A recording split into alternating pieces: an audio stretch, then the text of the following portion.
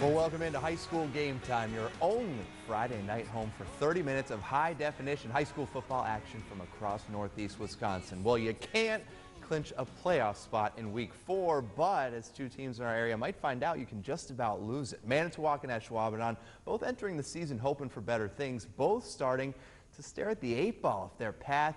If they end up dropping to 1-3 on the season, both 1-2, it's our high school game time game of the week, and it was a competitive one and a long game. Manitowoc hosting Ashwaubenon, and early on, that Jaguar defense getting pressure. Ethan Strebel gets in the backfield, knocks the ball loose, and he picks it up, goes 3 yards for the score.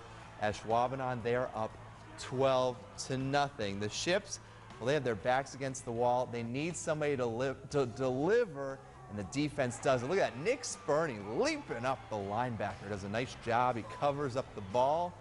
That sets him up in great field position for Tucker Kylesmeyer taking it in. That made it 12-7 Ashwaubenon. Then Manitowoc, it's Nick Schrader. I like this guy as a quarterback. Nobody open, just running around people. A lot of defenders had their shot to take him down. That put Manitowoc on top at last check. This one 36-26, still going on in the fourth quarter. Just wrapped up minutes ago. That's Manitowoc. Let's go now to prep expert Doug Ritchie in Manitowoc with a winning head coach of a long game, Doug. Real long game, but for Manitowoc, there was well worth the wait. 36-26 winners here with winning coach John Dixon from Manitowoc. John, talk about this win. Your guys went down with 2 scores. They went up 2 scores. Ashwaubenon came back and got you again, and your kids just kept going. You know, I give credit to both teams, all the kids out there, because you know you have a couple of teams that have struggled a little bit, and neither team gave up. It was hard fought, back and forth. As you say, we were down by 2 scores, came up and went up at halftime, got up by 2 scores, fell behind again, and came up and went ahead by 2 scores. But to me, the most impressive thing about our kids, and what I'm most proud of, is at the end, where they had to put the game away and not give them a chance to get the ball back. We got a couple first downs and just finish the game, which, you know, we can build off of that. Talk about Ethan Just, 67 yards for a touchdown, 45 yards for a touchdown.